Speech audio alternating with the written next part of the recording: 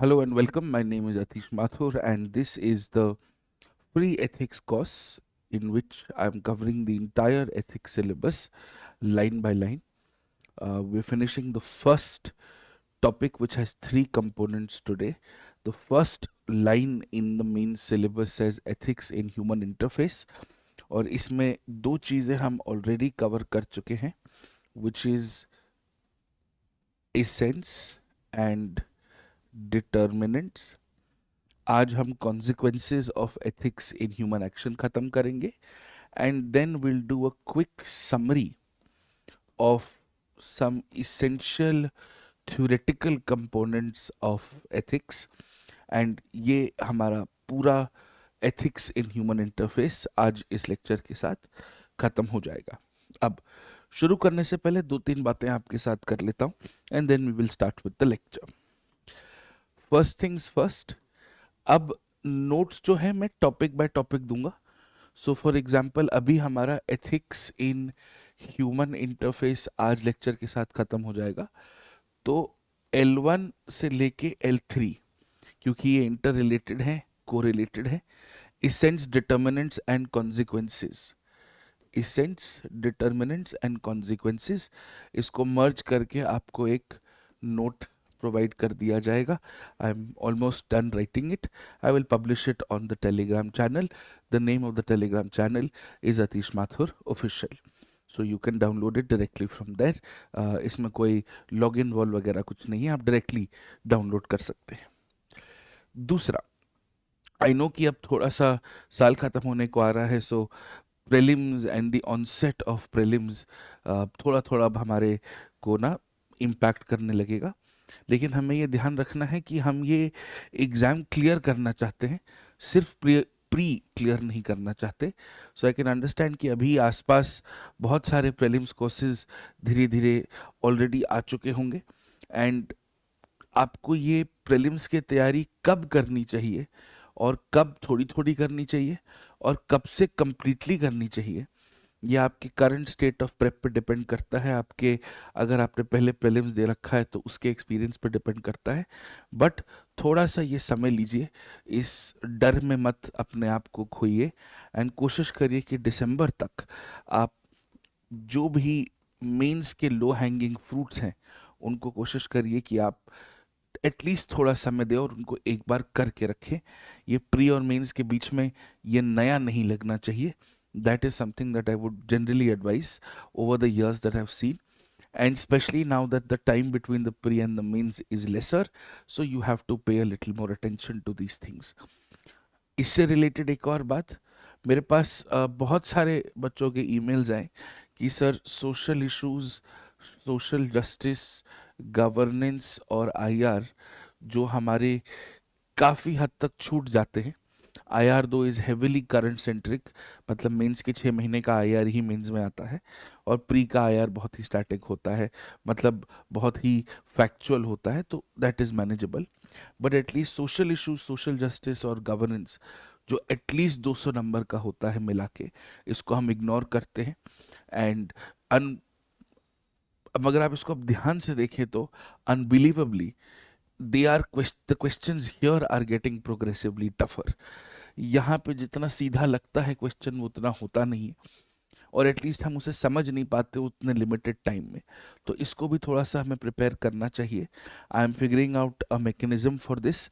Of course ये मैं अपने MCMA कोर्सेज में जो मेंस एडवांस्ड कोर्स है उसमें करा ही रहा हूँ, और अपने MCF कोर्सेज में तो मैं 100% इसको पूरे डिटेल में कराता ही हूँ. बट ऐसे बहुत सारे बच्चे हैं जो पॉलिटी तो पढ़ लेते हैं, फिर भी घूम फिर के यहीं आते हैं, और जनरली जहाँ से भी जो भी पढ़ते हैं ये चीज़ें छूट सी जाती हैं, and it has a lot of impact in their means results, in their preparation for the means. और इसी को बेस बना के थोड़ा सा यहीं से प्री की भी तैयारी करी जा सकती है. तो स्पेसिफिकली इस प्रॉब्लम को सॉल्व करने के लिए मुझे 1-2 दिन का समय दीजिए. I will announce something on YouTube regarding this, and it should help all of you कि इसको हमें कैसे करना है और क्या करना है. You can always let me know in the comment section if this is something that is genuinely a problem and you are genuinely looking for some very specific solution for this. If you are an MCMA or an MCF student, you have absolutely nothing to worry about. You know that I cover each and every bit of it, no matter what the case is. Every line is completed in its entirety. तो but ये specific component अगर आपके लिए specifically छूटा है तो आप मुझे ज़रूर बता सकते हैं. We can help you out. I am figuring out a mechanism जो ये हम कर सके. ठीक है. Third, for those of you who are just starting out your prep, MCF4 has been launched. मैंने इसको इसी हफ्ते लॉन्च किया है और कुछ हमारी 5 बेसिक क्लासेस हो रखी हैं जिसमें meaning of law, sources of law, legal systems, classification of law, जो कोर फाउंडेशनल कॉन्सेप्ट्स हैं उनको मैंने इस हफ्ते में डिस्कस किया है.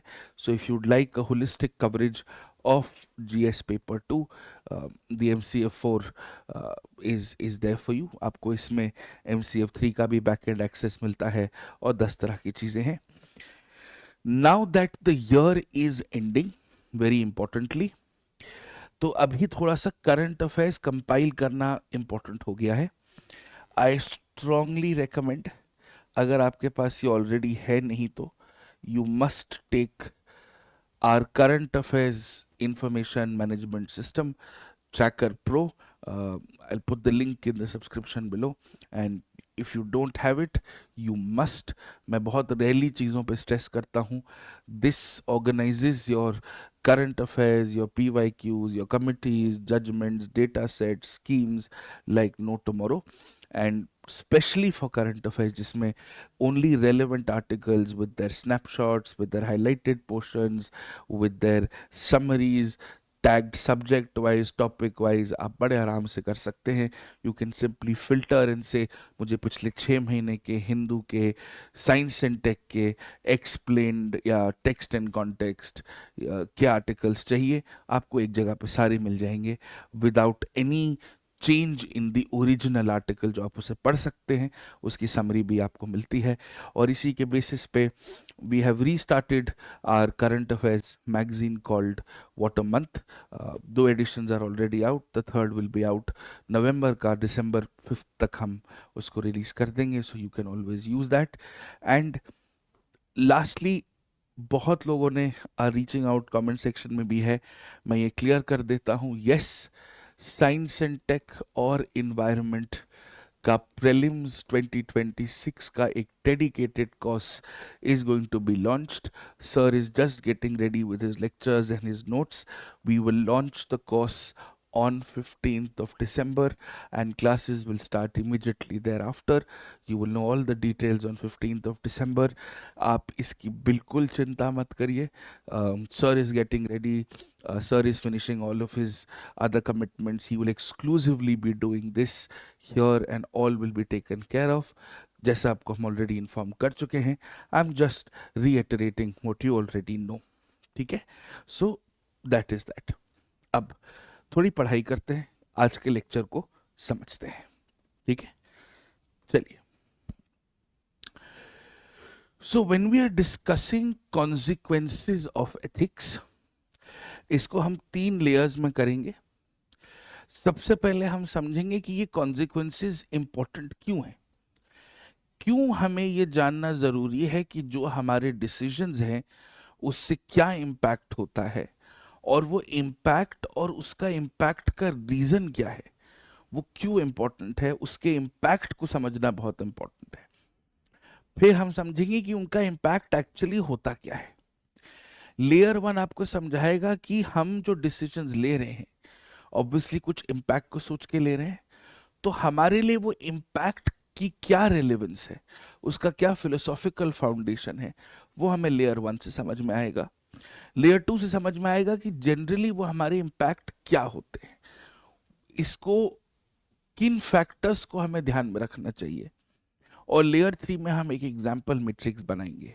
अब जब हम लेयर 2 पढ़ेंगे कि भाई मैंने कोई डिसीजन लिया जिसका ऐसे इम्पैक्ट होने वाला है, जो मैं वो डिसीजन ले रहा हूं वो डिसीजन किन फैक्टर्स को ध्यान में लेके ले रहा हूं, मेरी क्या इंडिविजुअल सर्कमस्टांसेस हैं, उसे भी हमें समझना जरूरी है.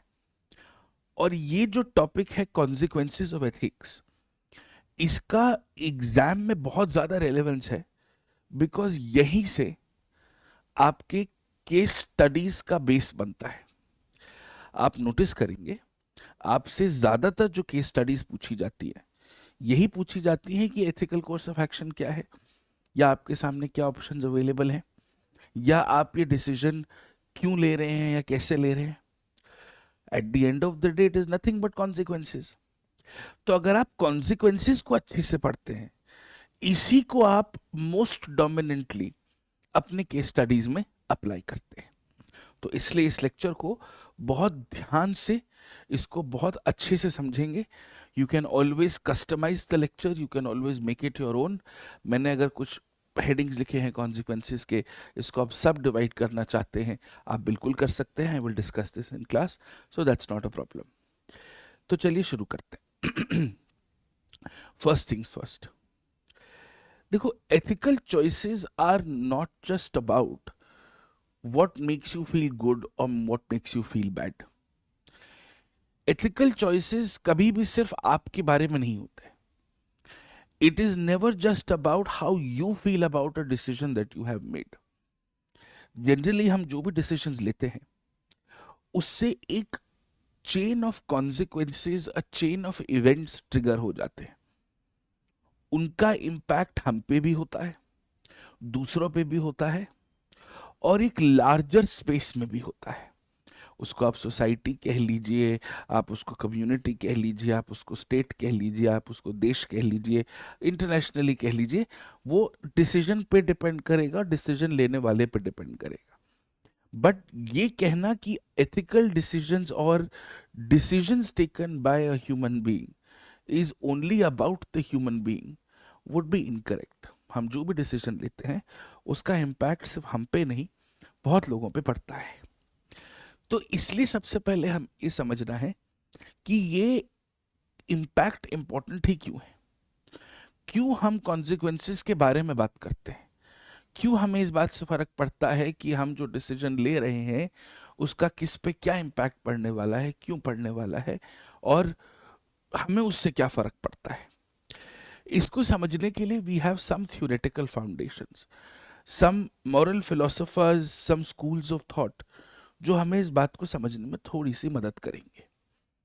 इसको हम पिछले 2 लेक्चर्स में भी कई बार रेफरेंस में दे चुके हैं, बट इसको एक बार 5-10 मिनट में ही सही क्विकली एक बार गो थ्रू कर लेते हैं। जो एक पहली अप्रोच है, इस अप्रोच को हम कॉन्सिक्वेंशलिज्म अप्रोच कहते हैं या टीलोलॉजिकल अप्रोच कहते हैं। सो जो थ्योरी ऑफ कॉन्सिक्वेंशलिज्म है, या जो इसको मानने वाले हैं, वो किसी भी एक्शन को उसके रिजल्ट्स से जज करते हैं।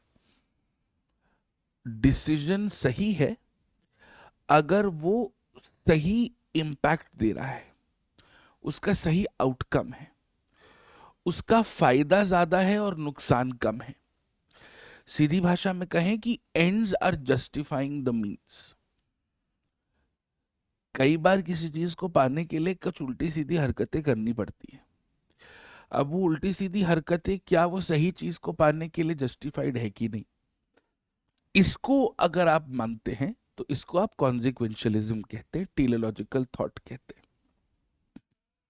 इस टीलोलॉजिकल थॉट में आपको बहुत सारे सब थिंकर्स और सब आइडियाज मिल जाएंगे। इसी का एक बहुत क्लोजली रिलेटेड एस्पेक्ट है यूटिलिटेरियनिज्म, जिसको Jeremy Bentham, John Stuart Mill, ऐसे थिंकर्स, ऐसे फिलोसोफर्स इसके बारे में काफी समझ रखते हैं, इसके बारे में उन्होंने काफी बातें करी है। तो यूटिलिटेरियनिज्म का सिंपल प्रिंसिपल ये है that there should be greatest happiness of the greatest number। ज्यादा से ज्यादा लोगों को उस डिसीजन से खुशी होनी चाहिए, या उनका भला होना चाहिए, या उनके साथ कुछ अच्छा होना चाहिए। तो आप कोई भी डिसीजन ले रहे हैं, उससे अगर ज्यादा से ज्यादा लोगों को बेनिफिट हो रहा है तो वो डिसीजन सही है, तो वो डिसीजन हित में है। तो इसका मतलब आप अगर कोई भी पॉलिसी बनाते हैं एज द गवर्नमेंट, जैसे से फॉर एग्जांपल 70s के टाइम पे जब बहुत सारे इंडस्ट्रीज और की सेक्टर्स नेशनलाइज कर दिए गए, ऑब्जेक्टिव नेशनलाइजेशन का ये था कि इससे बहुत सारे लोगों को उस सेक्टर में एक्सेस मिलेगा। फॉर एग्जांपल बैंक नेशनलाइजेशन, कि एक गरीब आदमी, एक किसान आदमी पूरी जिंदगी निकाल देता है उस प्राइवेट मनी लेंडर के पैसे चुकाने में, तब भी नहीं चुका पाता और पुश्तें लग जाती हैं, और उस प्राइवेट मनी लेंडर जो जमींदार भी होता है उसके खेतों में काम करने के लिए, इससे बॉन्डेड लेबर भी पैदा होता है, क्योंकि उसके पास एक फॉर्मल फाइनेंशियल सिस्टम का एक्सेस नहीं है। तो वो बहुत ही खराब रेट ऑफ इंटरेस्ट पे या ब्याज पे छोटा छोटा अमाउंट, और उसके लिए पूरी पुश्तें बन जाती है। इसकी वजह से फार्मर सुसाइड्स भी होते हैं, बॉन्डेड लेबर भी होता है, लैंड ओनरशिप भी कॉन्सेंट्रेटेड हो जाती है। तो इसको अगर हमें जड़ से सॉल्व करना तो 70s में हमें लगा कि ऐसा करते हैं, बैंक्स को नेशनलाइज कर देते हैं, ताकि हर एक इंसान को कम से कम एक बैंक अकाउंट खोलने का मौका तो मिले। आज उसी का एक रिवैम्प्ड और एक far more softer version is financial inclusion. Objective same है, तरीके अलग हैं, लेकिन जैसे आज हम फाइनेंशियल इंक्लूजन की बात करते हैं, हम जनधन अकाउंट्स की बात करते हैं, हम कहते हैं कि गवर्नमेंट बैंक्स में आप जनधन अकाउंट्स खोल सकते हैं, प्राइवेट बैंक्स में भी कुछ सेलेक्ट में खोल सकते हैं। उसके लिए कुछ कागजी कार्रवाई, कुछ एलिजिबिलिटी, कुछ टर्म्स एंड कंडीशंस है। अब बैंक्स बोलें कि भाई हमें अकाउंट को मेंटेन करने के लिए खर्चा होता है, लेकिन अगर वो जनधन अकाउंट है या जीरो बैलेंस अकाउंट है तो वो उस उस अकाउंट को मेंटेन करने में हमसे ज्यादा खर्चा हो रहा है, उस अकाउंट की एक्टिविटी से हमें कोई खास फायदा है नहीं। तो ये भी तो कहीं ना कहीं कॉन्सिक्वेंशलिज्म का प्रॉब्लम है, कि माना कि कुछ बैंक्स या कुछ इंडस्ट्रीज को नुकसान हो रहा है, लेकिन ओवरऑल ज्यादा से ज्यादा लोग अब एक फाइनेंशियल इंक्लूजन, एक फॉर्मल फाइनेंशियल सिस्टम को अब थोड़ा बेहतर तरीके से एक्सेस कर पा रहे हैं। तो ये एक बड़ा इंपॉर्टेंट एस्पेक्ट होता है। आपको ये cost benefit analysis public policies में बहुत ज्यादा देखने को मिलेगा, चाहे आप ड्रोन्स ले लीजिए, चाहे आप बायोकेमिकल वॉरफेयर ले लीजिए, चाहे आप ह्यूमन क्लोनिंग ले लीजिए, चाहे आप स्टेम सेल रिसर्च ले लीजिए, चाहे आप एनिमल टेस्टिंग ले लीजिए, कि आप कहीं ना कहीं कॉन्सिक्वेंशलिज्म से या टीलेलॉजिकल थॉट से इन सब एस्पेक्ट्स को आप जस्टिफाई करने की कोशिश करते हैं। ठीक है, वो नेशनलाइजेशन सही था या गलत था, आज हम फाइनेंशियल इंक्लूजन की वजह से हम बहुत सारे लोगों के अकाउंट्स खुलवा पा रहे हैं, चाहे वो कॉस्ट सरकार का हो, चाहे वो कॉस्ट गवर्नमेंट का हो। आप इसको सब्सिडीज में अप्लाई कर सकते हैं, आप इसको फ्रीबीज में अप्लाई कर सकते हैं। It all comes down to a consequentialist way of thinking. दूसरी अप्रोच होती है डोंटोलॉजी की, कि डोंटोलॉजिकल थॉट और कॉन्सिक्वेंसेस को हम कैसे समझते हैं। अब इसमें इमैनुअल कांट साहब हमारी मदद करते हैं। कांट साहब कहते हैं कि एक एक्ट, एक डिसीजन तभी सही है अगर वो एक सेंस ऑफ ड्यूटी से लिया गया है, वो लोगों की राइट्स रिस्पेक्ट करता है, उसका आउटकम कितना भी खराब हो, उसका आउटकम कितना भी मिनिमलिस्टिक हो, अगर आपने काम सही किया है, आपने कायदे कानून के हिसाब से राइट्स को रिस्पेक्ट करते हुए अगर आपने ये किया है, तो वो सही है। इसमें भी डेंटोलॉजिस्ट के साथ एक बड़ी इंटरेस्टिंग कहानी है। डोंटोलॉजिस्ट कॉन्सिक्वेंसेस के बारे में बहुत डायरेक्टली नहीं सोचते। अगर आप इस थ्योरी को मानते हैं तो आपके लिए वो इंडिपेंडेंट एक्ट का जो डिसीजन है वो मैटर करता है। तो अगर आप कहते हैं ना कि सफेद झूठ, व्हाइट लाई, तो वो सफेद झूठ झूठ ही है।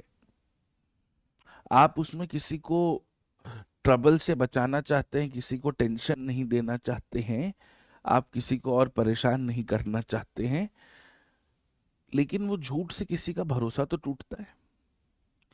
उससे सोशल लाइफ तो इम्पॉसिबल होती होती है। तो डोंटोलॉजिकल थॉट ये है कि क्या पता उस झूठ से कुछ चीजें बेहतर हो सके, लेकिन वो इंडिपेंडेंटली वो एक्शन गलत है, इंडिपेंडेंटली वो नहीं होना चाहिए था, इंडिपेंडेंटली उसका कोई जस्टिफिकेशन नहीं है। तो इसका मतलब, इसको अगर हम ध्यान से समझे तो, अगर इसको आप गवर्नमेंटल लेवल पे सोचे कि कई बार सिटीजन्स में पैनिक ना हो, तो हम, अगर कोई बहुत मैसिव टेरर थ्रेट है, हम कभी भी सिटीजन्स में पैनिक ना हो तो हम शायद इस बात को विदहोल्ड करें, 2-4 दिन बाद बता दें, लेकिन इमिडिएटली विदहोल्ड करें।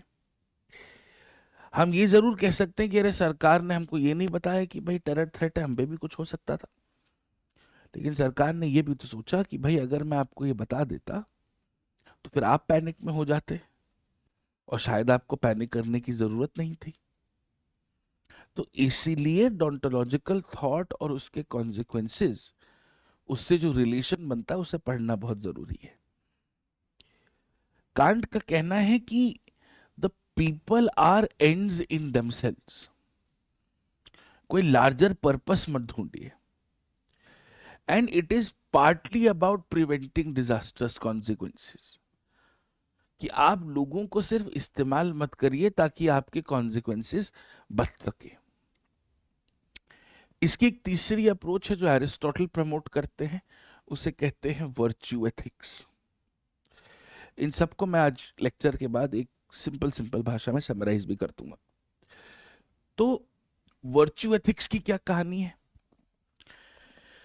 एरिस्टोटल पूछते हैं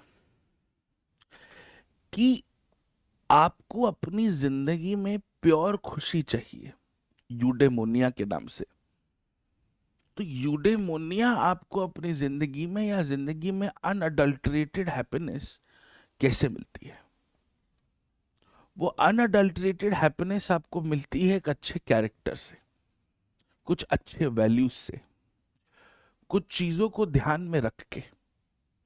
और वो अच्छा कैरेक्टर और अच्छा वैल्यू ही सब कुछ मैटर करता है, कि आपके लिए जस्टिस इंपॉर्टेंट है, आपके लिए करेज इंपॉर्टेंट है। अब उसको आप करेज ऑफ कन्विक्शन बोल लीजिए या कुछ भी बोल लीजिए।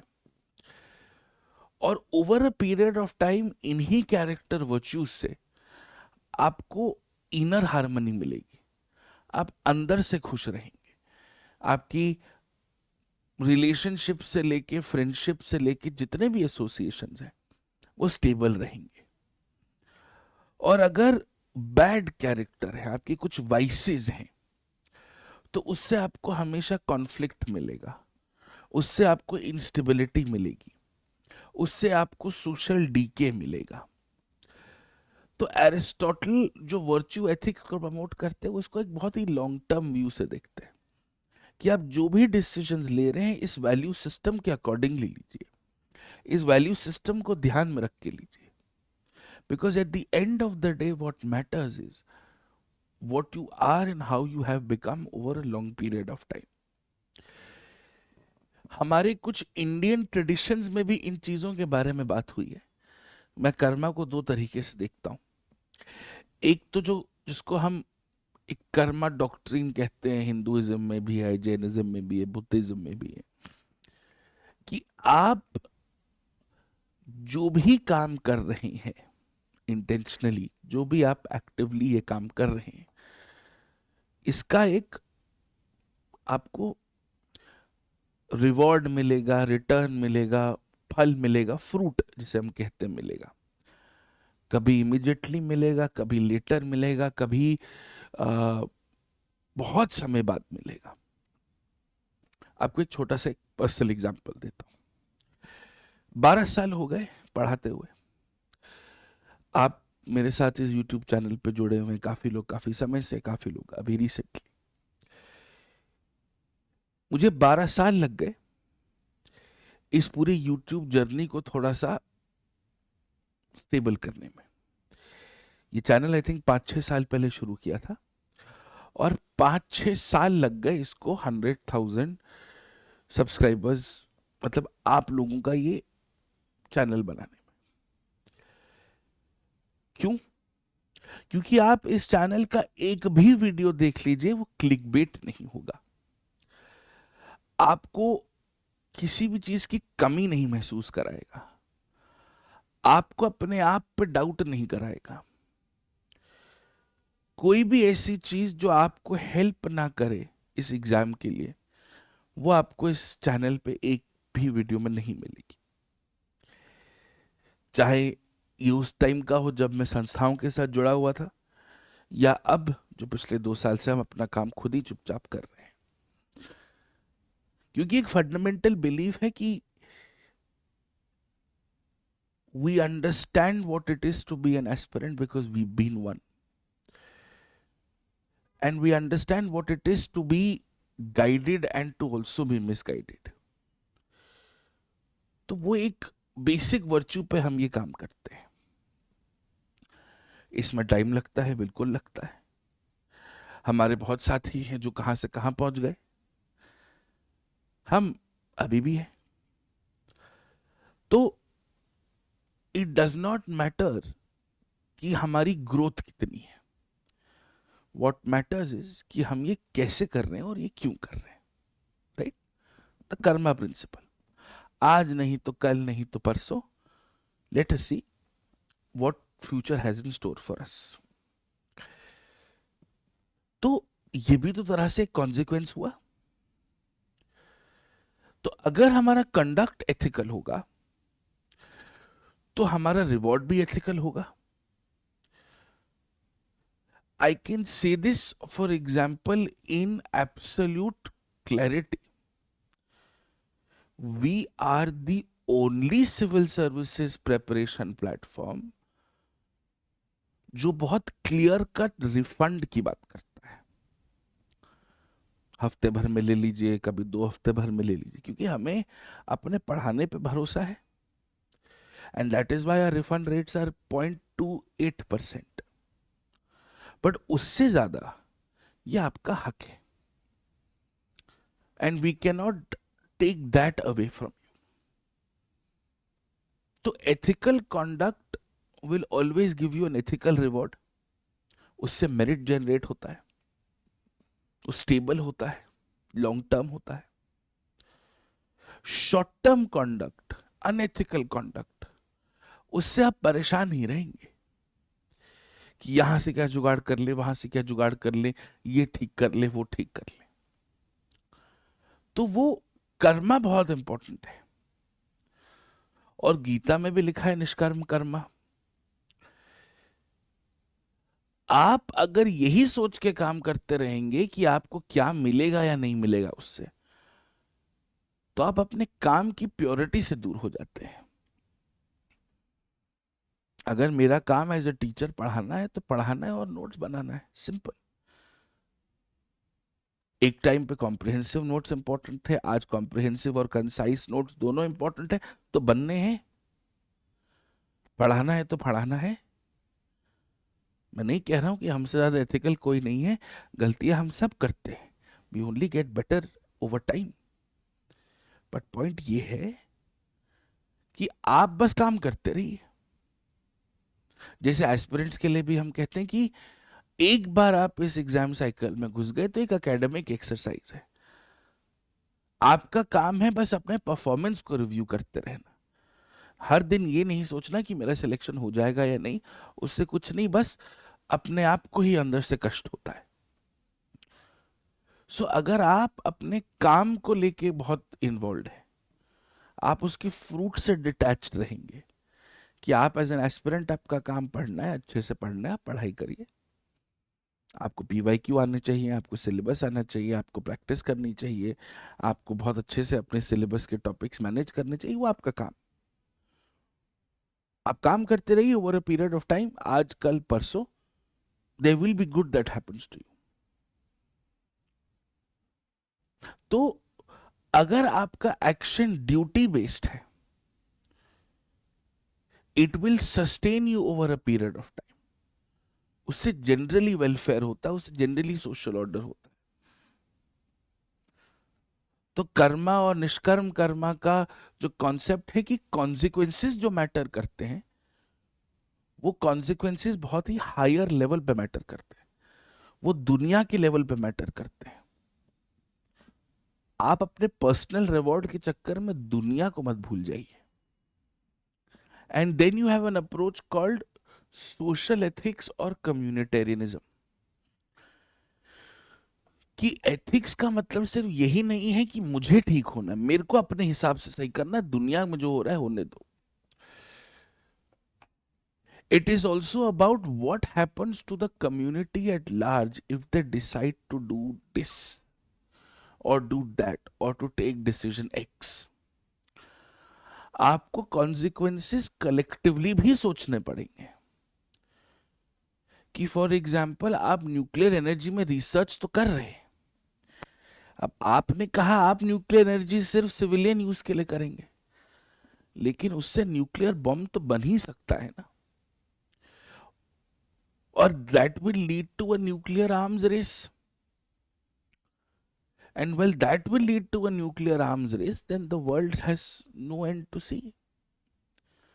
तो वो एक कलेक्टिविज्म का क्वेश्चन है।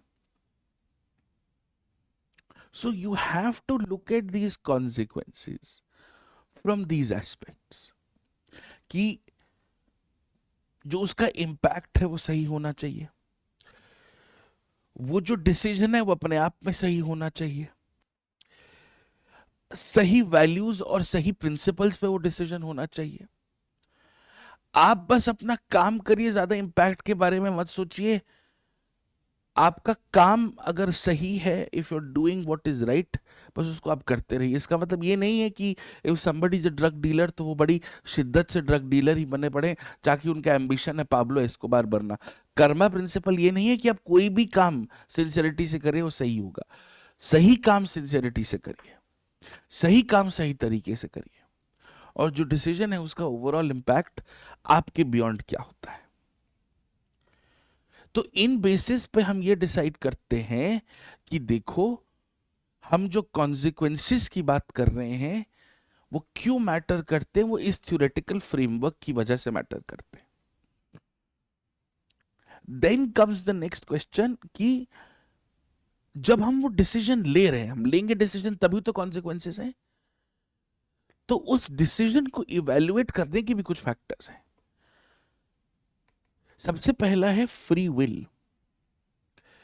आई नो इसमें एक बहुत ही मेटाफिजिकल डिबेट हो सकता है कि do we really have free will. आप अगर इसको सोचें कि क्या हमारे पास रियली फ्री विल है, क्या इस दुनिया में फ्री विल नाम की कोई भी चीज है, आर वी रियली फ्री, उसको आप थोड़ा सा एथिक्स पेपर 4 के दरमियान से दूर रखें, क्योंकि उस सवाल का जवाब नहीं है। हम फ्री विल को एक बहुत ही ऑर्डिनरी सरकमस्टांस से समझने की कोशिश करते हैं कि फ्री विल का मतलब यह है कि अगर किसी के पास मल्टीपल चॉइसेस है और वो उन चॉइसेस में से कोई एक चॉइस लेता है, तभी हम डिस्कस कर सकते हैं, डेलिब्रेट कर सकते हैं कि क्या वो एथिकल चॉइस थी या नहीं। अब उसके पास चॉइस ही एक था, तो फिर वो एथिकल और अनएथिकल है या नहीं, वो तो क्वेश्चन उठता ही नहीं है ना, फिर तो कोई सवाल बचता ही नहीं है, फिर तो कोई बात ही नहीं होती। अगर आपके पास ऑप्शन ही एक है, तो फिर उस डिसीजन को आप इवैल्यूएट कैसे करोगे? कि फॉर एग्जाम्पल लेट अस से एक बड़ी इंटरेस्टिंग टॉम हैंक्स की मूवी थी, it was based on a real time story, Ali I think was the movies name, कभी मौका लगे तो जरूर देखना। He was a diligent captain, he was an extraordinary captain for a commercial airline, and वो Hudson river से take off कर रहे थे एंड उनके इंजन्स फेल हो गए and he landed the plane on the Hudson river in America, which is a real story. अब ये सवाल उठा कि भाई उन्होंने लैंड क्यों करा भाई लेक में या रिवर में, आसपास के एयरपोर्ट पे लैंड कर सकते थे तो शायद एयरक्राफ्ट बच जाता, शायद we would have been more sure of people. हालांकि जब उन्होंने वो प्लेन उस हडसन रिवर पे लैंड किया तो सारे के सारे पैसेंजर्स बच गए, not a single casualty on board. क्या उनके पास वो ऑप्शन था कि वो उस नियर बाय एयरपोर्ट पे या कोई और दूसरे लैंडिंग स्ट्रिप पे लैंड कर जाते?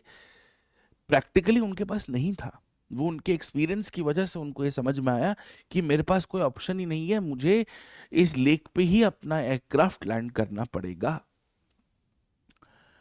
उस पिक्चर में दिखाया उन्होंने कि दुनिया भर की कंप्यूटर सिमुलेशंस करके देख ली, सब कंप्यूटर सिमुलेशन ने कहा कि इधर लैंड कर लेते उधर लैंड कर लेते, लेकिन उस कंप्यूटर सिमुलेशन ने ह्यूमन फैक्टर अकोमोडेट नहीं किया। कि आपने टेक ऑफ किया एंड सडनली आपके दोनों इंजन्स खराब हो गए बिकॉज बर्ड हिट था, तो आप 10 सेकेंड या 15 सेकेंड तो लेंगे अपने डिसीजंस को सोचने के बारे में। आप कोई फ्लाइट मैनुअल कंसल्ट करेंगे, आप प्रोटोकॉल फॉलो करेंगे, तब तक वो टाइम निकल गया कि आप किस एयरपोर्ट के किस लैंडिंग स्ट्रिप पे वो फ्लाइट को आप लैंड करेंगे। So free will is one of the most complex aspects of human decisions.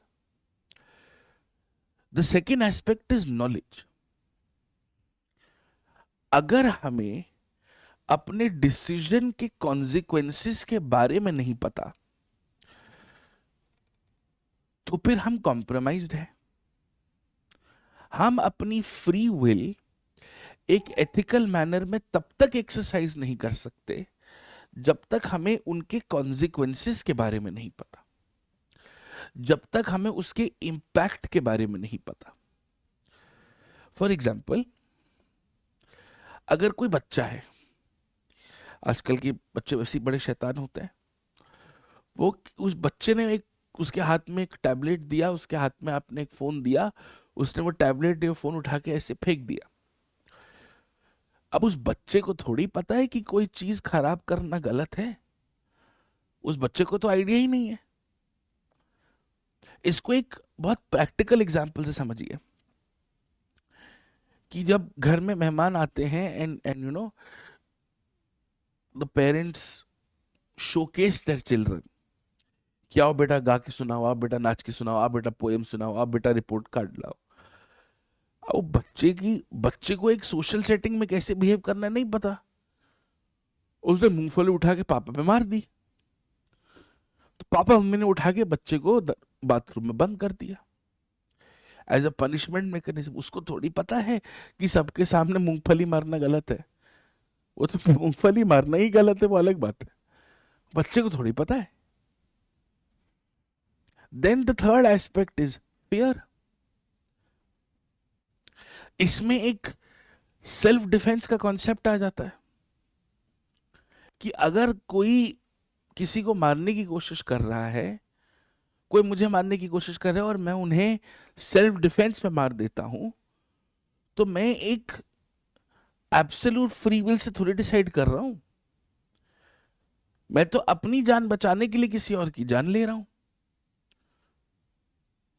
तो अगर मैं अपनी जान बचाने के लिए किसी और की जान ले रहा हूं, it is subject to legal scrutiny, not ethical scrutiny. Ethics is a larger concept, it's the science of morality, it is the system of morals. अब वो कितना सेल्फ डिफेंस में था और कितना नहीं था, वो सर्कमस्टांस में समझ में आएगा।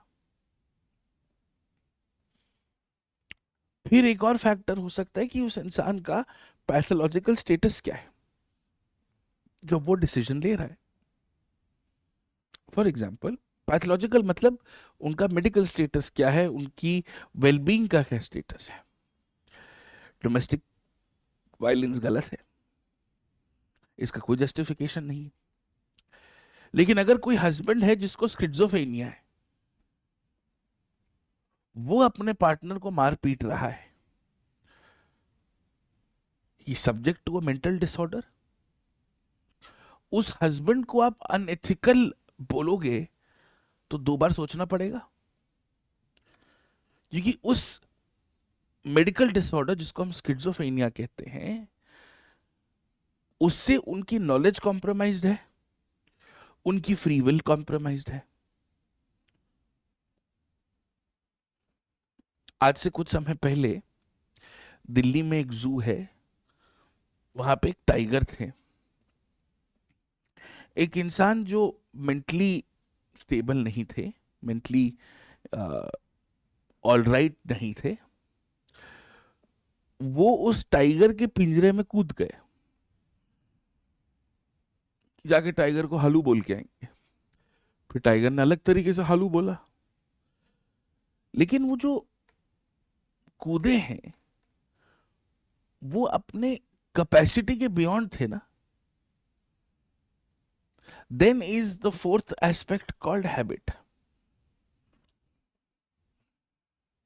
आपने कुछ चीजें बहुत सिस्टमैटिकली बहुत समय तक अपने अंडर इनग्रेन कर ली है।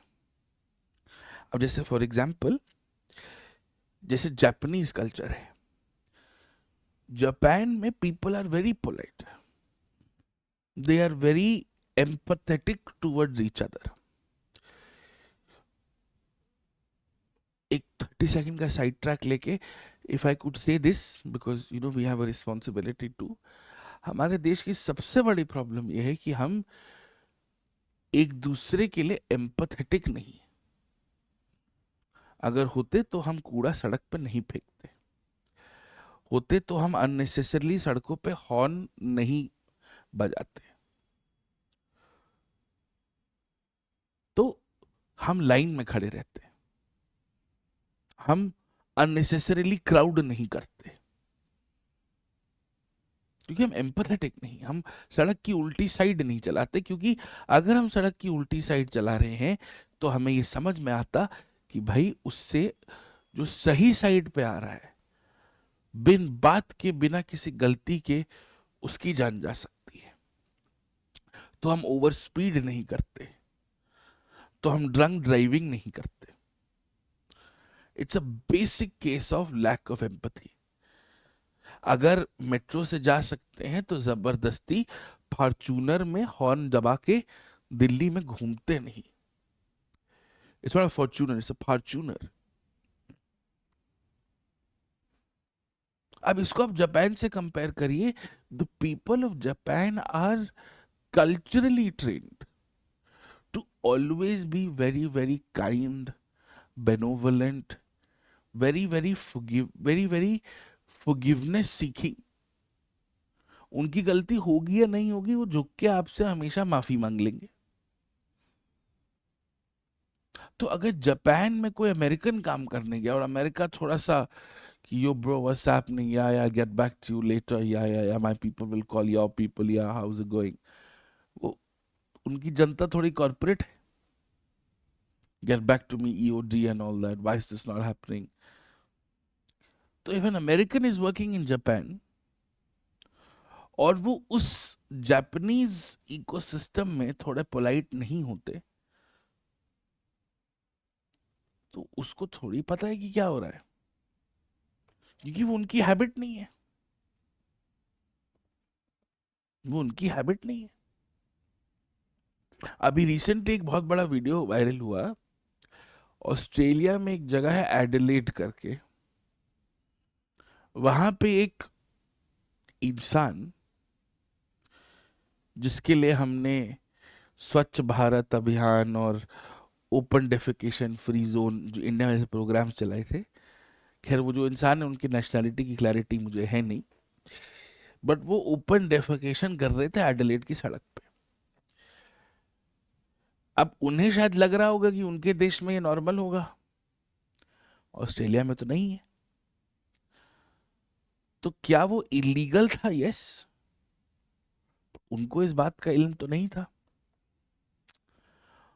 और क्या उनको इस बात का इल्म होना चाहिए कि आप एक दूसरे देश जा रहे हैं और एक थोड़े समय तक रहेंगे, तो कम से कम वहां का रहन सहन सीख लो। It's an important aspect. And then the value system. Value system का मतलब यह है कि आपके कुछ इनहेरेंट प्रिंसिपल्स हैं कि for example let us say you are a special forces officer, आप टेररिस्ट के साथ एक कॉन्फ्रंटेशन में, एंड अनफॉर्चुनेटली लेट अस से there's a good chance that they may capture you, they may torture you. ऐसा हो सकता है कि हम ये प्रेफर करें कि हम मर जाएं, लेकिन हम टेररिस्ट से टॉर्चर नहीं सहेंगे, हो सकता है। जापान में for example a fallen samurai would rather commit ritual suicide than to suffer torture from his enemies. That's called the Bushido code. वो उसके अंदर एक as a matter of principle है। So if an American soldier or a French soldier or a British soldier doesn't do the same because value systems are different, तो आप उसको universalise कर ही नहीं सकते। तो इन फैक्टर्स को हमेशा देखना चाहिए before we start figuring out what the consequences are. अब कॉन्सिक्वेंसेस बड़े सिंपल है कि एक इंडिविजुअल पे क्या कॉन्सिक्वेंसेस होंगे अगर आप एथिकल हैं, एक इंडिविजुअल पे क्या कॉन्सिक्वेंसेस होंगे अगर आप एथिकल नहीं है। और आपके पास ये एग्जाम्पल मैट्रिक्स भी है इसको सपोर्ट करने के लिए, मैं इसको अलग से भी बता दूंगा और साथ साथ में थोड़ा डिस्कस कर लेंगे। तो इन प्रिंसिपल्स को यहां लगाते हुए, इस यहां से एग्जाम्पल उठाते हुए, consequences of ethics in human interface का सबसे पहला पॉइंट तो इंडिविजुअल एक्शन है। तो एट एन इंडिविजुअल लेवल हम इसको कैसे करेंगे, ये बहुत इंपॉर्टेंट है। सवाल ये नहीं है कि हम एथिकल एक्शन लेंगे कैसे, एक्शन ये है, सवाल ये है कि जो हम डिसीजन लेंगे उसका एथिकल होना क्यों जरूरी है, उससे क्या कॉन्सिक्वेंसेस है। अगर आप जो भी डिसीजन लेते हैं जो एथिकल है उसका इंडिविजुअल पे क्या कॉन्सिक्वेंस है। आप अगर एथिकल डिसीजन लेंगे तो आप हमेशा, जिसको हम कहते हैं ना कि चैन की नींद सोते हैं, उस चैन की नींद को आप एग्जाम में लिखेंगे इनर पीस। आप हमेशा अपनी सेल्फ एस्टीम और अपनी सेल्फ रिस्पेक्ट कभी नहीं खोएंगे, और जिस चीज में आप बिलीव करते हैं और जिस जिस तरह से आप एक्ट करते हैं उसमें कोहेरेंस रहेगा। करेक्ट, कोहेरेंस रहेगा, होना भी चाहिए। एक छोटा सा एग्जांपल देता हूं, थोड़ा लाइट हार्टेड एग्जांपल है। बहुत सारे इतना समय हो गया काम करते करते, तो of course a lot of people who do the same thing as me are, we are colleagues, we know each other. तो जब भी मेरी हाल फिलहाल में अपने कॉलीग से, सीनियर्स से, जूनियर्स से, कंटेम्प्रेरी से बात होती है जो बड़ी बड़ी संस्थाओं में काम करते हैं, तो जब भी उनसे बात होती है, वो बड़ी बड़ी संस्थाओं में काम करते हैं, तो है तो सब टीचर, तो अंदर से सबका वैल्यू सिस्टम यही है कि वही करना चाहिए जो बच्चों के लिए इंपॉर्टेंट है, जो बच्चों को हेल्प करेगा। लेकिन अब बड़ी बड़ी संस्थाएं हैं तो उनके लिए रेवेन्यू टारगेट है, और उसके लिए यूट्यूब पे क्लिकबेट वीडियो बनना बहुत जरूरी है। तो वो बेचारे अपना मन मार के दिन भर वो क्लिकबेट वीडियो बनाते रहते हैं, एंटरटेन करने के लिए, बच्चों का ज्ञान आकर्षित करने के लिए। कॉन्फ्लिक्ट रहता है, तो इनर पीस थोड़ी सी कॉम्प्रोमाइज रहती है।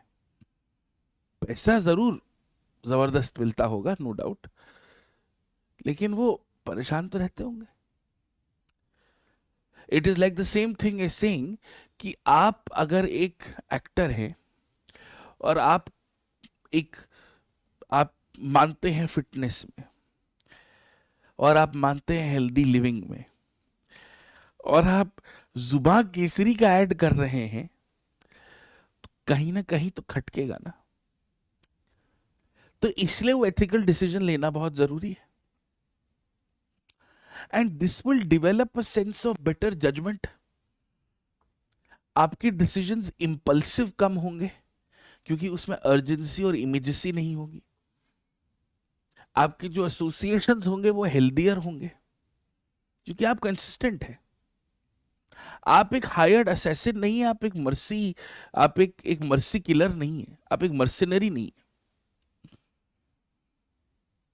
एक सिंपल एग्जांपल लेते हैं, हालांकि हम इंडिविजुअल लेवल की बात करें, बट एक कंपनी का एग्जांपल लेते हैं, टाटा।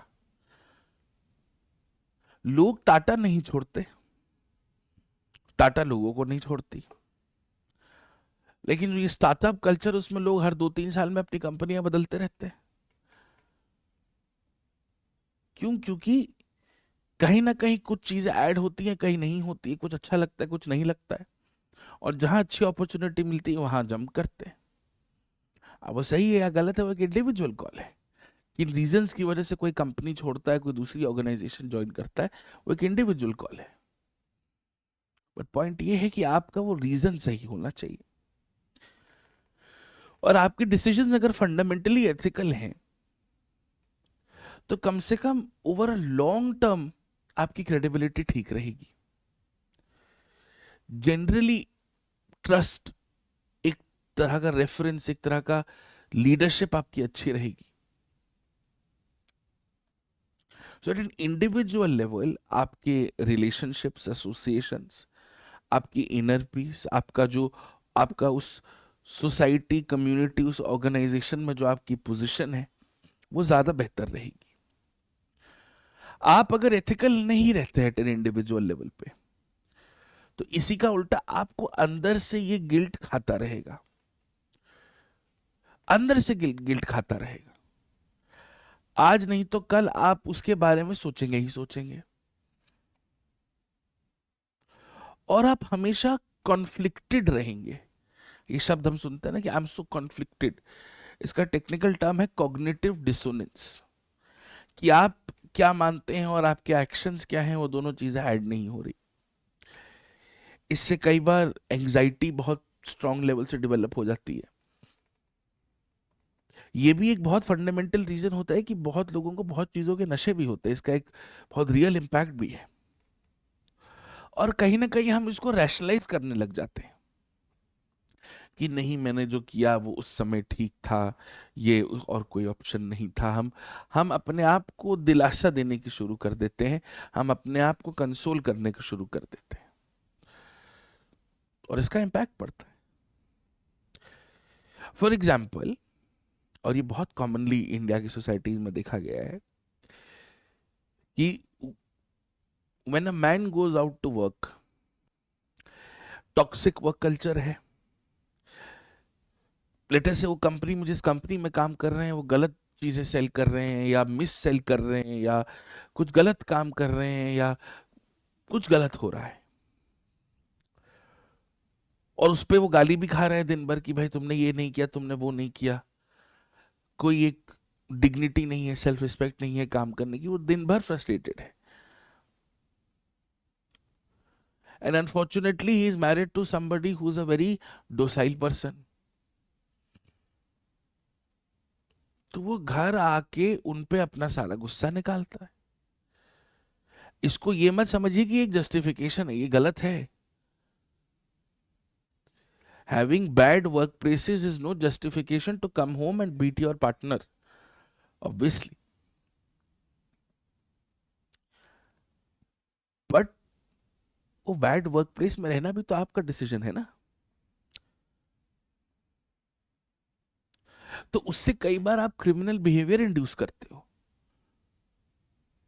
कई बार आप देखोगे कि बात करने के तरीकों में, लहजे में फर्क आता है। दिल्ली में कोई बात करने से पहले, इतनी मतलब पीसफुल सोसाइटी है दिल्ली में, कि वो कोई भी बात करे तो सबसे पहले वो मदर्स एंड सिस्टर्स को याद करके बात करते हैं।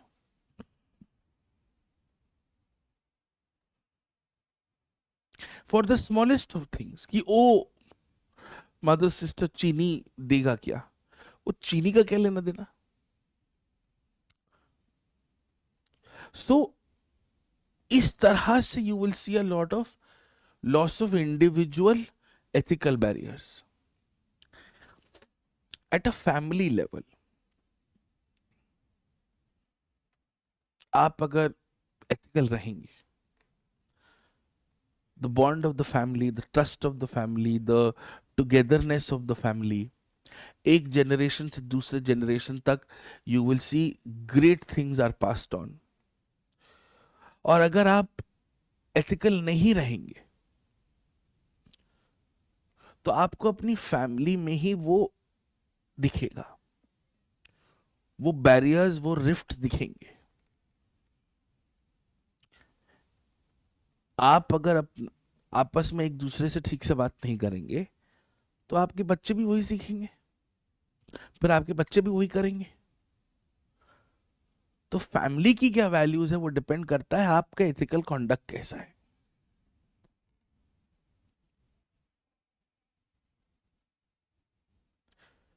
और इससे कई बार you will see some real issues coming up in families. Children pick up substance abuse, children pick up, irrational behavior, they become rebel kids. तो ये बहुत सारे फैक्टर हैं.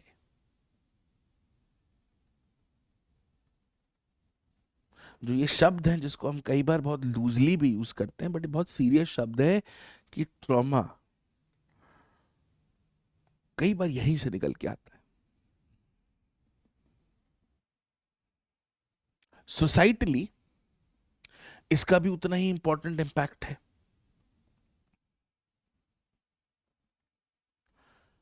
सोसाइटी में इंगेजमेंट बेहतर होगा, सोसाइटी में कोऑपरेशन बेहतर होगा, करप्शन कम होगा, सोसाइटी में एक दूसरे के व्यू पॉइंट्स, टॉलरेंस लेवल्स बहुत हाई होंगे. अगर आप एथिकल डिसीजंस नहीं लेते हैं, या आप, या मतलब society as a whole, society will become fragmented, will become broken. From law and order problems to corruption problems to inequality, सब दिखेगा आपको.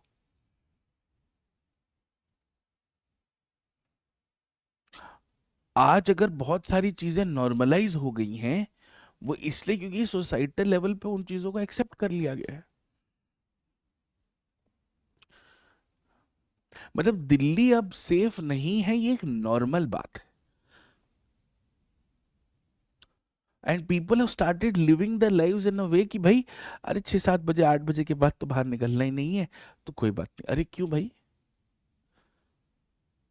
क्योंकि हमने ये नॉर्मलाइज कर दिया है. ये नॉर्मलाइजेशन ही सारी प्रॉब्लम, क्योंकि नॉर्मलाइजेशन अनएथिकल कंडक्ट से आती है. ऑर्गेनाइजेशनली अगर आप सोचें तो, अगर एक ऑर्गेनाइजेशन एक स्ट्रॉन्ग एथिकल स्टैंड लेती है, जैसे हम टाटा की बात कर रहे थे, उससे उस ब्रांड की, उस प्रोडक्ट की, उस ऑर्गेनाइजेशन की एक लाइफ लॉन्ग सस्टेनेबिलिटी बनती है.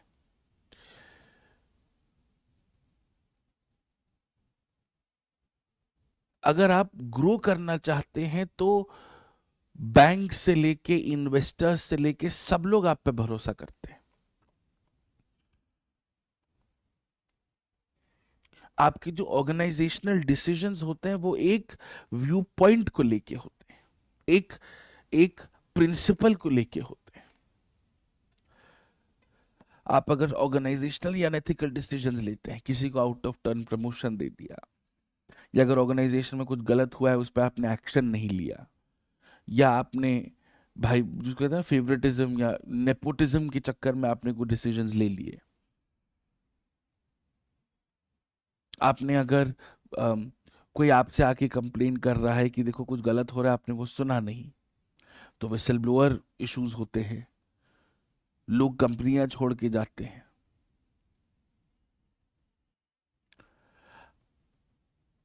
अगर अच्छे लोग या ढंग के लोग आपकी कंपनियां छोड़ के जा रहे हैं, तो शायद गलती कंपनी में भी हो सकती है. ये बात अगर कंपनी सीख लें, समझ लें, तो कहां से कहां पहुंच जाए.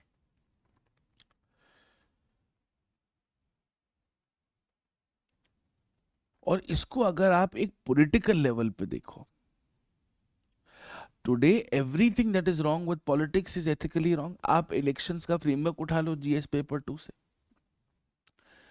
criminalization of politics, politicization of criminal, bad voter behavior, non-inclusivity, muscle power, money power, contamination of certain records, जितने भी issues हैं आपके, lack of enforcement, independence or autonomy of conducting authorities, political influence, whatever, ये सारी कहीं ना कहीं ethical problems हैं. As an organization, as the state, as the government, you have to be ethically sound because you are the enforcer of law which is built on some ethical framework. मैं नहीं कह रहा कि everything that is ethical is legal and everything that is legal is ethical. ऐसा नहीं है, but there is a strong overlap between law and ethics. बहुत सारी चीज़ें जो ethical है वो legal है और बहुत सारी चीज़ें जो legal है वो ethical है. ये बात तो सही है. तो आप अगर एथिक्स का ढिंडोरा पीट रहे हो अपने लॉ के जरिए, अपने ऑर्डर्स के जरिए, तो खुद तो होना पड़ेगा. इससे डेमोक्रेसी स्टेबल रहती है. इम्यूनिटीज एंड प्रिविलेजेस से लेके एंटी डिफेक्शन लॉ तक, काउंसिल ऑफ मिनिस्टर्स के एडवाइस से लेके प्राइम मिनिस्टर और काउंसिल ऑफ मिनिस्टर्स के रिलेशनशिप तक, every constitutional political issue is here. You can paste it here, copy it here. Collegium system कैसे अपने डिसीजंस लेता है, जुडिशरी को कैसे रिमूव किया जाता है, इन हाउस प्रोसीडिंग्स कितनी फेयर है, सब कुछ यहां आ जाएगा.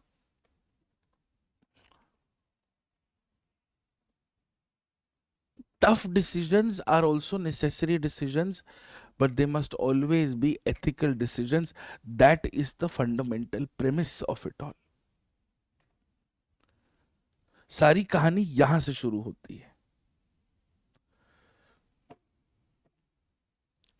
इसको आप अगर इंटरनेशनली सोचे, ग्लोबली सोचे, चाहे वो इन्वायरमेंट हो, चाहे वो इंडस्ट्री हो, चाहे वो मैरिटाइम हो, चाहे वो सिक्योरिटी हो, चाहे वो ट्रेड हो,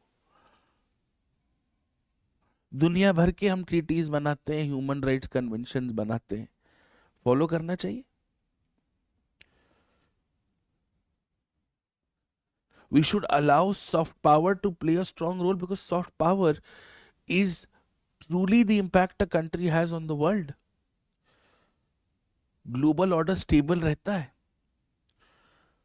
लेकिन अगर आप एक एक्सपेंशनिस्ट मोड में हैं, आप एक हाइपर ग्रोथ मोड में हैं, चाहे वो प्रॉक्सी वॉर हो, चाहे वो नॉन प्रॉक्सी वॉर हो, चाहे वो रेफ्यूजी क्राइसिस हो, रेफ्यूजी कन्वेंशंस का वायलेशन हो, चाहे वो अनक्लॉज का वायलेशन हो, चाहे वो इन्वायरमेंटल ट्रीटीज का हो, चाहे वो स्पेस लॉस का हो, प्रॉब्लम तो है. यहां से कितने सब पॉइंट्स बन जाएंगे, environment, trade, human rights, refugees.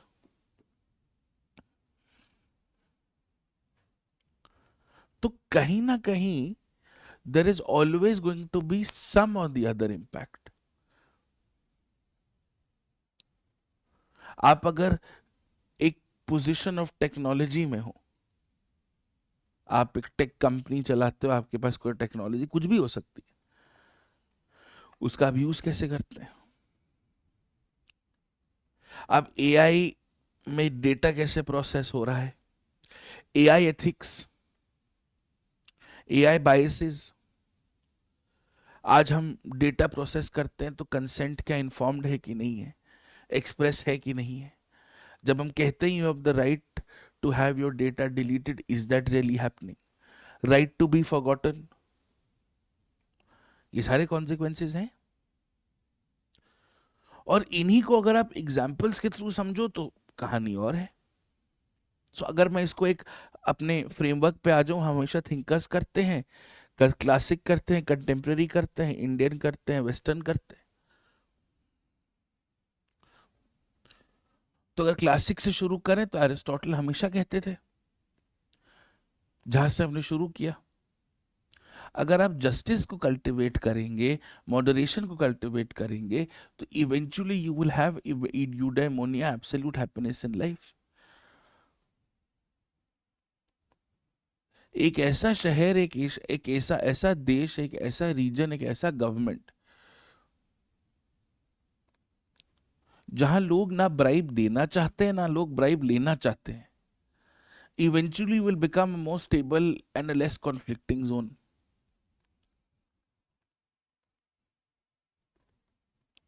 जब आज की डेट में हम कैपेबिलिटीज अप्रोच की बात करते हैं, कैपेसिटी अप्रोच की बात करते हैं, चाहे वो द्रोण दीदी हो, लखपति दीदी हो, सेल्फ हेल्प ग्रुप्स हो, प्रोडक्शन लिंक्ड इंसेंटिव हो, कोऑपरेटिव्स का मूवमेंट हो, it's all based on the larger capabilities approach contemporary.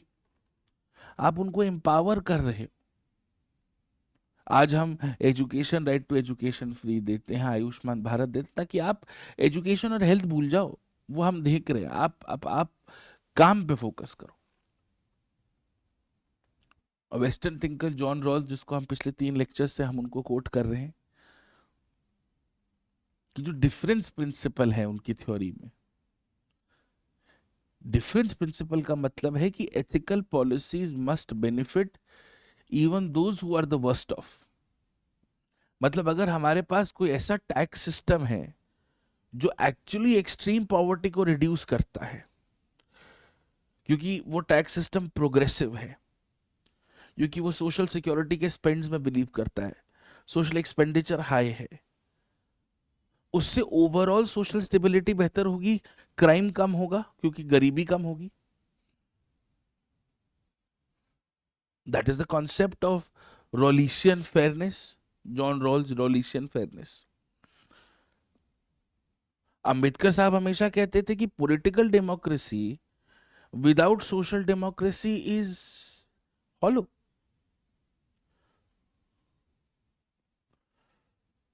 आपको रिजर्वेशन हो या फिर एंटी अनटचेबिलिटी लॉज हो या एंटी सेग्रीगेशन लॉज हो, उनको बहुत सिंसियरली इंप्लीमेंट करना पड़ेगा। तभी you will see a rising representation of unrepresented classes and truly unrepresented classes in various sections of society.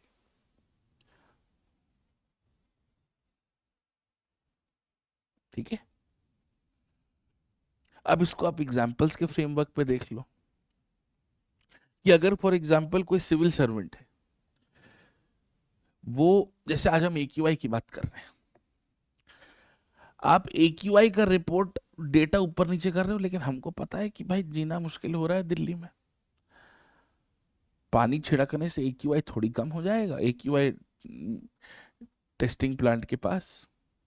तो अगर कोई सिविल सर्वेंट, कोई डिजास्टर हुआ है, उसका डैमेज अंडर रिपोर्ट कर रहा है, कह रहे कि ये तो डैमेज हुआ ही नहीं, शॉर्ट टर्म कॉन्सिक्वेंस क्या है, क्यों कर रहे हैं वो डैमेज रिपोर्ट की कम है, फ्लड का डैमेज कम है, अर्थक्वेक का डैमेज कम है, बाढ़ से कम लोग मरे, क्योंकि उससे एफिशिएंसी दिखेगी, देखो हम तैयार थे। अगर वो एथिकल होते तो मैक्सिमम क्या होता, बैड परफॉर्मेंस रिव्यू। लेकिन लॉन्ग टर्म में एक्यूरेट डेटा से हम ये ध्यान रखते हैं कि अगली बार will be better prepared. At a family level आजकल स्कूलों में होता है ना ये डोनेशन, सुप्रीम कोर्ट के जजमेंट्स है कि आप डोनेशन नहीं ले सकते, लेकिन लॉ एंड रियलिटी आपको भी बताइए।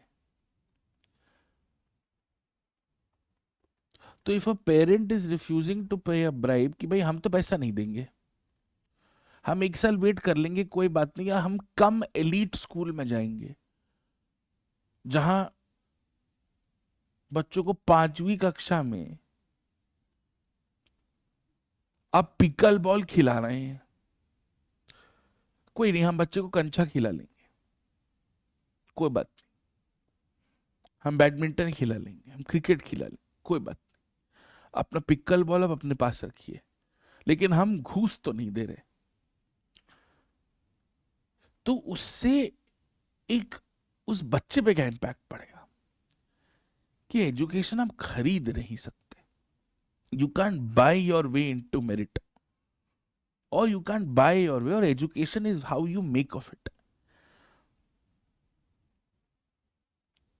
Similarly at a family level, for example later से आप लैंडलॉर्ड हैं और आपके घर में कुछ टेनेंट्स हैं,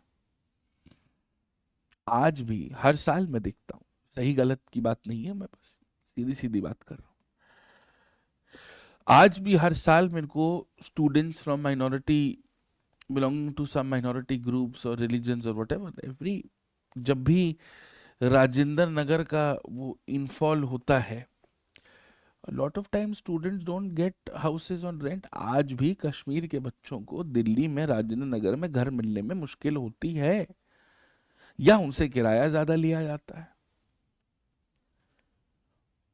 आज भी जब बच्चा साउथ से दिल्ली आता है, जिनको हिंदी का कम्युनिकेशन में प्रॉब्लम है, उनको बेवकूफ़ बना के उनसे रेंट ज़्यादा लिया जाता है, उनको हैरेस ज़्यादा किया जाता है, उनसे 15-15 20-20 रुपए पर यूनिट इलेक्ट्रिसिटी का चार्ज किया जाता है। एज ए फैमिली जब आप ये कर रहे हो और बच्चा आपके ऊपर रह रहा है, तो आपके बच्चों को क्या समझ में आएगा कि हमें बस पैसा निकालना आना चाहिए।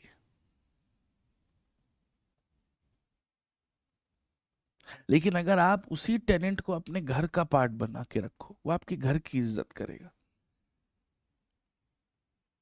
वो आपकी आपके घर को अपना घर मानेगा। मेरे को 12 साल हो गए, मैं आज तक किराए पे रहता हूँ, और 12 साल में ये पहली बार हुआ है कि मुझे एक अच्छे लैंडलॉर्ड मिले हैं।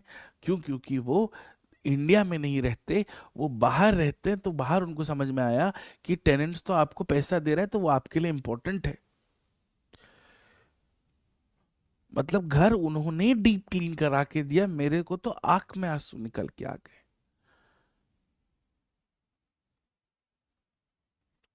आज तक ऐसा नहीं हुआ है कि मेरा सिक्योरिटी डिपॉजिट लैंडलॉर्ड्स ने वापस कर दिया, आज तक नहीं हुआ। सिंपल सीधी बात। आधे लोग तो देते नहीं, कहते कि वकील है, हड़प लेंगे। क्या हड़प लेंगे तुम्हारा घर लेके? भाई कहाँ, क्यों? एक तो ऐसा क्या ही है? Then if you think of it at an industry level,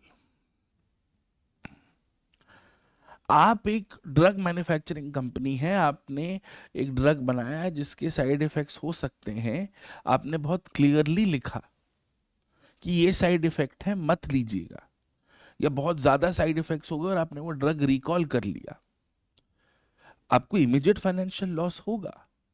लेकिन over a period of time आपको पब्लिक का इतना बेहतरीन ट्रस्ट मिलेगा कि ये लोग सही कर रहे हैं। टोयोटा टोयोटा इसलिए है ना, वॉक्सवैगन इसलिए बदनाम है।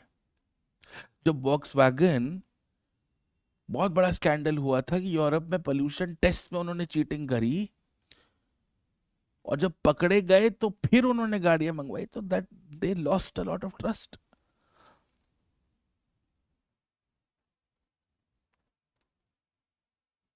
टोयोटा हैज टोयोटा क्या करती है? मैं आपको फैंसी टेक्नोलॉजी देगा ही नहीं, लेकिन ऐसी गाड़ी देगा जो आपके ग्रैंड चिल्ड्रन तक चल जाएगी, आप चले ना चले।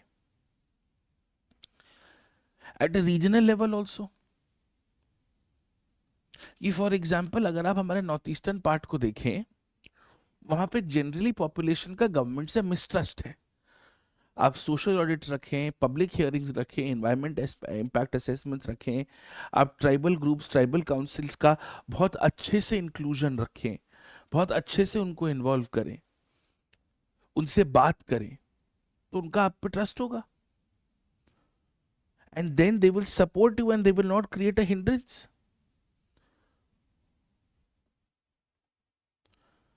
क्योंकि हमारा maximum freedom movement non violent था, तो एक सेंस ऑफ भरोसा भी था। कभी कभी वो भी एस्पेक्ट सही है कि धमाका जरूरी है, but it is largely a non violent movement.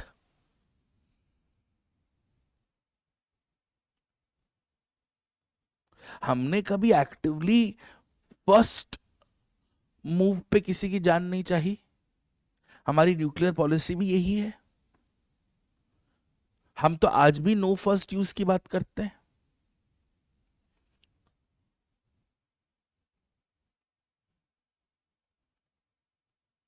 Globally अगर आप सोचें, ऐसे वो फ्रिज में नहीं आता था क्लोरोफ्लोरोकार्बन्स, उससे वो जो एमिशन होते थे वो एनवायरमेंटली अनफ्रेंडली थे। तो मॉन्ट्रियल प्रोटोकॉल जब साइन हुआ कि ये सीएफसी फ्री फ्रिज होने चाहिए, तो कंपनीज को भाई बहुत मेहनत करनी पड़ी सीएफसी फ्रिजेस बनाने के लिए, कॉस्ट लगा। लेकिन कंपनी के लिए भी अच्छा था, एनवायरनमेंट के लिए भी, दुनिया के लिए भी। तो इस तरह से आप कितने एग्जाम्पल्स जनरेट कर सकते हो। आप सब्जेक्ट वाइज भी कर सकते हो। अगर आप इसको हिस्टोरिकली सोचे, वही अशोका कलिंगा बैटल के बाद की कहानी रिसाइकल करो, कि बिना बात के लोगों को नहीं मारना है, बिजनेस का वेलफेयर करना है। इससे क्या हुआ, उनके एबिलिटी, उनके एम्पायर को कितना स्टेबिलिटी मिली, कितना फैला, एक लंबे समय तक नॉन वायलेंस रहा। इसको आप न्यूरेमबर्ग ट्रायल से लिंक कर सकते हो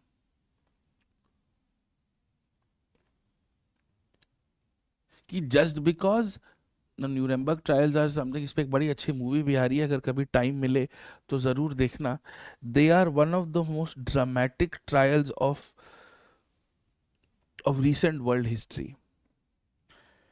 The Nuremberg trials are basically international criminal law trials जो allies वर्ल्ड वॉर के time had initiated against the leaders of the Nazi Germany. तो आधे लोगों ने कहा कि हमको तो कहा गया था करने के लिए, तो हम कर रहे हैं। अरे कहा गया तो इसका मतलब गलत काम थोड़ी करोगे। Again a few good man, इसका एक हिंदी वर्जन बना था, शौर्य, ब्रिगेडियर प्रताप, मैं ही हूं और मैं ही हूं। ऑर्डर सही होना चाहिए, गलत ऑर्डर फॉलो नहीं करेंगे। इसी चीज को हमें केस स्टडी में रिसाइकल करके लिखना है। ज्योग्राफिकली आप अगर फॉर एग्जांपल लेट अस एक हिमालयन विलेज है, आप वहां पे अपने आसपास डेवलपमेंट स्लो रखते हैं ताकि इकोसिस्टम बचा रहे। जहां पानी का, जिसको ज्योग्राफिकली कहते हैं ना, रिचार्ज एरिया, जहां पानी आता रहता है, उसके आसपास कोई कंस्ट्रक्शन नहीं होगा, तो डेवलपमेंट कम होगी, लेकिन आपको पूरे साल पानी मिलेगा।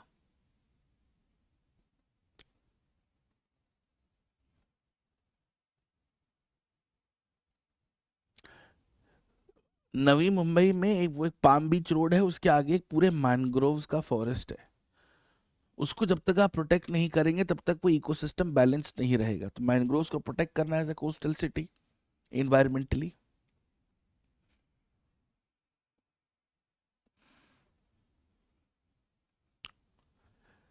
अब पॉलिटी के तो एग्जाम्पल्स भर भर के हैं। करप्शन के केसेस फास्ट ट्रैक होने चाहिए। हाँ, शॉर्ट टर्म ऑफ कोर्स कि भाई आप, मीडिया क्रिटिसाइज करेगी कि आप इरेशनल हो रहे हैं, but long term is cleaner politics.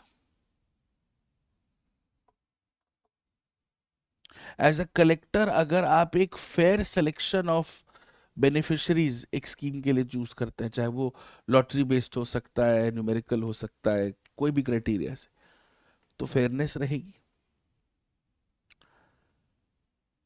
तो इस तरह से आपके एग्जाम्पल्स, ये वाले हमने ऑलरेडी यहां से डिस्कस कर लिए। सो इस तरह से आप एग्जाम्पल्स रिसाइकल करके सारे के सारे पॉइंट्स बना सकते हो। चाहे आप पेस्टल फ्रेमवर्क यूज करो, वल्नरेबिलिटी करो, सब्जेक्ट वाइज करो।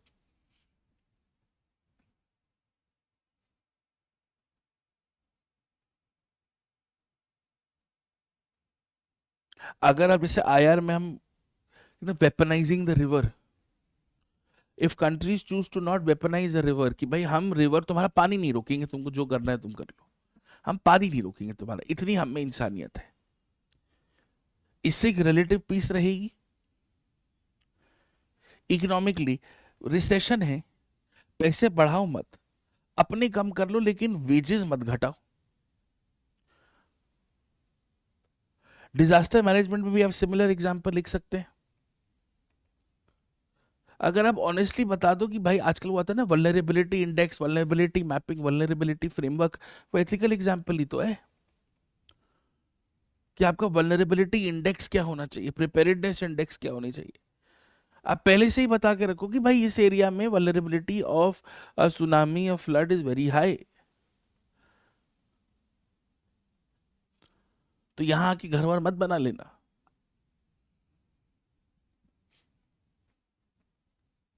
आप अगर as a cobra commander in in in CRPF कहते हो कि जो नक्सल्स को हमने पकड़ा है उन पर थर्ड डिग्री नहीं करेंगे, we will try to extract information as much as possible, but हम थर्ड डिग्री नहीं करेंगे. This over a period of time is going to give us a lot of benefit. This over a period of time is going to give us a lot of uh, uh, goodwill to engage with them and to finish the entire problem once and for all. जो आप science and take में यहाँ use करना चाहते हो, आप यहाँ पे भी कह सकते हो कि अगर आप फेशियल रिकग्निशन यूज कर रहे हो तो इसमें इनहेरेंट बायसेस नहीं होने चाहिए, डेटा बहुत कॉन्फिडेंशियल होना चाहिए. So there are so many ways of doing this. बस हमें सोचना है. ठीक है, clear? So this is consequences of ethics. तो समराइज करने का बहुत सिंपल है, ये हमारी थ्योरी है, ये इसको बैक करते हैं और ये हमारे एग्जाम्पल्स हैं. ठीक है, good. Now don't forget these 5 points. मैं नोट्स एक दिन में 2 दिन में रिलीज कर दूंगा. I will come up with something special for this. If you're already an MCMA or an MCF student, you have nothing to worry about. MCF 4 has already started this week. साल खत्म हो रहा है. Please start using the Tracker Pro to consolidate your current affairs. And the Science and Tech Environment module is obviously on track. ठीक है, see you in the next one. मुझे बताते रहिए कि आपको लेक्चर में ठीक लग रहा है, समझ आ रहा है. ये बहुत ही एग्जाम ओरिएंटेड लेक्चर सीरीज है. यहाँ मैं ज्ञान कम दे रहा हूँ कि at the end of the day answers में ये रिफ्लेक्ट करना चाहिए. वैसे तो एथिक्स का ज्ञान देने का कोई अंत ही नहीं है, बट पॉइंट ये है कि ये एग्जाम में कैसे रिफ्लेक्ट करेगा. ये एक मेन सेंट्रिक पेपर है, उसको उस तरह से प्रिपेयर करना ज़रूरी है. Thank you for your time. देखते रहिए, थोड़ा सा मोटिवेशन रहता है, it always helps. Bye bye.